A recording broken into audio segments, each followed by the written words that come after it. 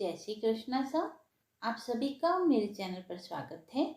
आइए सुनते हैं श्रावण मास महात्म्य अध्याय 15 सुपोदन षष्ठी व्रत तथा अर्क विवाह विधि।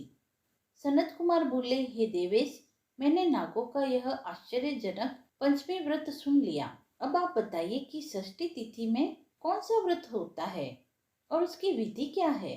ईश्वर बोले, हे विपेंद्र, श्रावण मास के शुक्ल पक्ष में षष्ठी तिथि को महामृत्यु का नाश करने वाले सुपोदन नामक शुभ व्रत को करना चाहिए।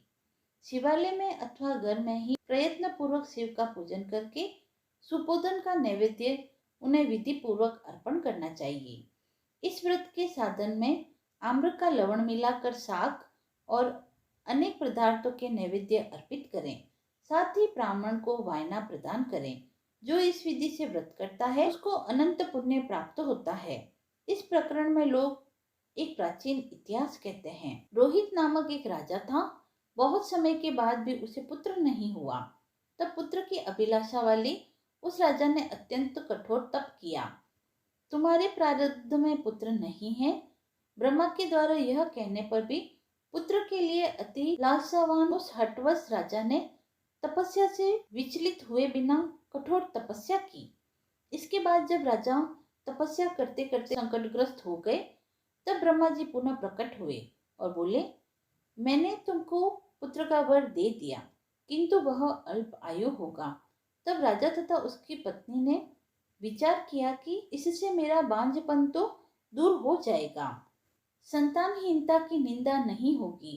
कुछ समय पश्चात ब्रह्मा जी के वरदान से उन्हें हर्ष तथा शोक देने वाला पुत्र उत्पन्न हुआ। राजा ने विधि पूर्वक उसके जात कर्म आदि सभी संस्कार किए। दक्षिणा नाम वाली उस रानी तथा राजा रोहित ने प्रेम पूर्वक उसका नाम शिवदत्त रखा।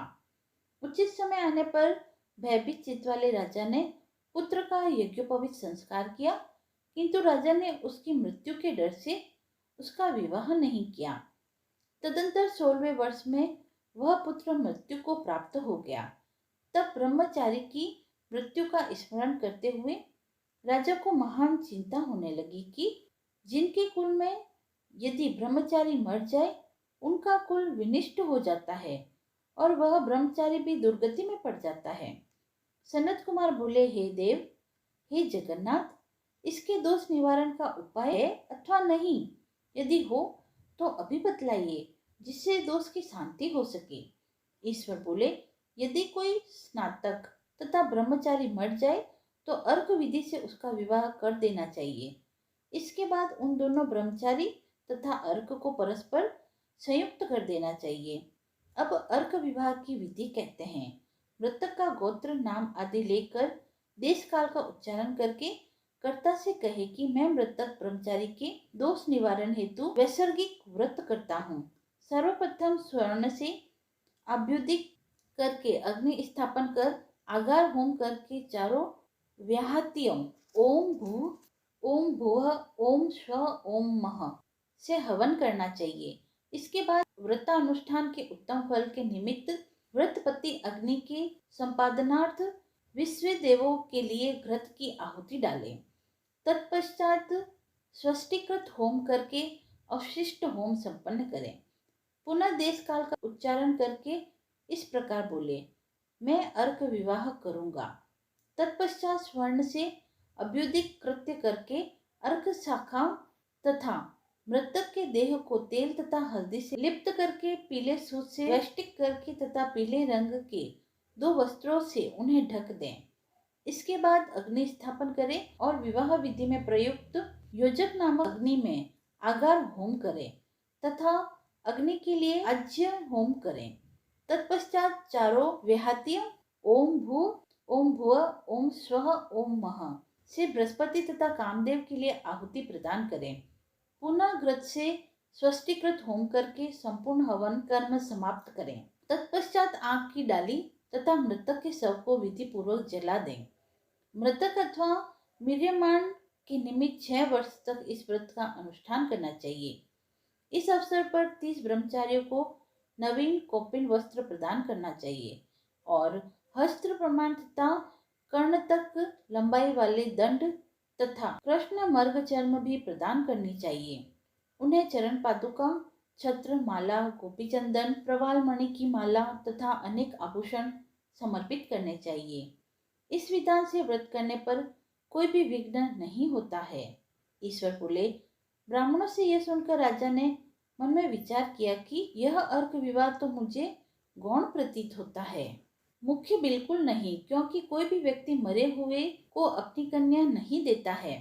मैं राजा हूँ, अतः मैं उस व्यक्ति को अनेक रत्न और बहुत धन दूंगा जो कोई भी इसकी वधु के रूप में अपनी कन्या मुझे प्रदान करेगा। उस नगर में कोई ब्राह्मण था। उस समय वह किसी दूसरे नगर में गया हुआ था। उसकी पहले ही मृत हो चुकी भार्या से एक सुंदर पुत्री विद्यमान थी। ब्राह्मण की दूसरी पत्नी थी जो दुष्ट मन वाली थी और उसके प्रति बुरे विचार रखती थी। वह कन्या 10 वर्ष की थी। वह दीन थी और अपनी सौतेली माँ के अधीन थी। अतः सौतपन के द्वेष तथा अत्यधिक धन के लोभ के कारण उस सौतेली माँ ने 1 लाख मुद्रा देकर उस कन्या को मृतक राजकुमार के निमित्त दे दिया। कन्या को लेकर के वे लोग नदी के तट पर शमशान भूमि में राजकुमार के पास गए और सबके साथ उसका विवाह कर दिया। इसके अनंतर विधि पूर्वक सबके साथ कन्या का योग करके जब वे जलाने की तैयारी करने लगे, तब उस कन्या ने पूछा, हे सज्जनों, आप लोग ये क्या कर रहे हैं? तब वे सभी दुखित होकर कहने लगे कि हम लोग तुम्हारे इस पति को जला रहे हैं। इस पर भयभीत होकर बाल्यावस्था के कारण रोती हुई उस कन्या ने कहा, आप लोग मेरे पति को क्यों जला रहे हैं? मैं जलाने नहीं दूंगी। आप सभी लोग एक साथ चले जाइए।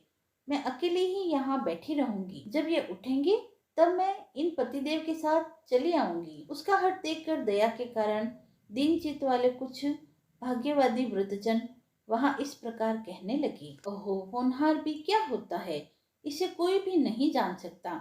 दीनों की रक्षा करने वाले तथा कृपालु भगवान न जाने क्या करेंगे।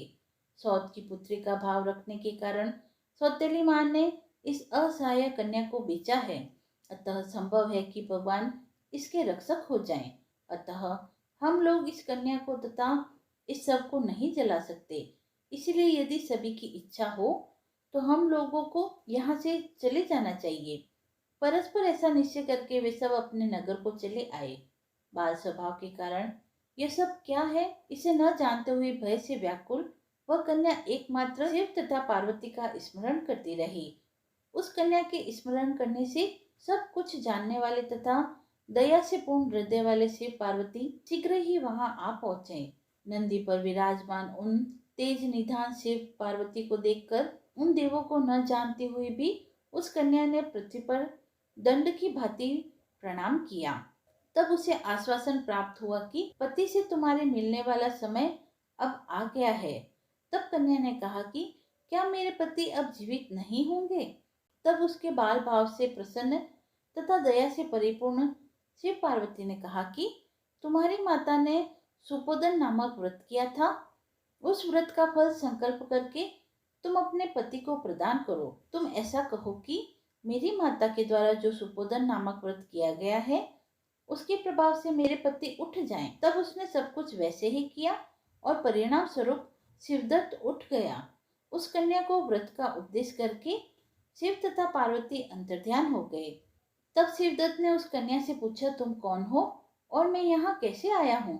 तब उस कन्या ने कुछ वृतांत कहा और इस प्रकार रात्रि व्यतीत हो गई। प्रातः होने पर नदी के तट पर गए कुछ मनुष्यों ने आकर के महाराज से यह निवेदन किया, हे राजन, आपके पुत्र तथा पुत्रवधू नदी के तट पर विद्यमान हैं। विश्वस्त लोगों से यह बात सुनकर राजा बहुत हर्षित हुए। वे हर्ष भेरी बजाते हुए नदी के तट पर आए। सभी लोग प्रसन्न होकर राजा की प्रशंसा करने लगे। वे बोले, हे राजन, मृत्यु के घर गया हुआ आपका पुत्र पुनः लौटकर आ गया है। इस पर राजा पुत्र वधू की प्रशंसा करने लगे और बोले कि लोग मेरी प्रशंसा क्यों करते हैं? प्रशंसा योग्य तो यह वधू है। मैं भाग्यहीन और अधम हूँ। धन्य और सौभाग्यशालिनी तो यह मेरी पुत्र वधू है, क्योंकि इसी के पुण्य के प्रभाव से मेरा यह पुत्र जीवित हुआ है। इस प्रकार अपने पुत्र वधू की प्रशंसा करके राजा ने दान और सम्मान के साथ श्रेष्ठ ब्राह्मणों का पूजन किया और ग्राम से बाहर ले जाए गए मृत व्यक्ति के पुनः ग्राम में प्रवेश कराने से संबंधित तांत्रिक विधि को ब्राह्मणों के निर्देश पर विधि पूर्वक संपन्न किया। हे वत्स, इस प्रकार मैंने आपसे यह सुपोधन नामक व्रत कहा। इसे 5 वर्ष तक करने के पश्चात इसका उद्यापन करना चाहिए। पार्वती तथा शिव की प्रतिमा का प्रतिदिन पूजन करना चाहिए और प्रातःकाल आम के पल्लवों के साथ चरु का होम करना चाहिए। साथ ही नैवेद्य तथा वायना अर्पित करना चाहिए। मनुष्य यदि व्रत की बताई गई इस विधि के अनुसार आचरण करे तो वह दीर्घजीवी पुत्र प्राप्त करके मृत्यु के अनंतर शिवलोक को जाता है। इति श्री स्कंद पुराणे ईश्वर सनत कुमार संवादे श्रावण मास महात्म्य 15वां अध्याय समाप्त हुआ। यदि आपको यह अध्याय पसंद आया हो तो वीडियो को लाइक करें, चैनल को सब्सक्राइब करें और कमेंट बॉक्स में हर हर महादेव अवश्य लिखें। ऐसी ही धार्मिक कथाओं व व्रत महात्म्य को सुनने के लिए जुड़े रहिए आरजे भक्ति जोन के साथ। धन्यवाद।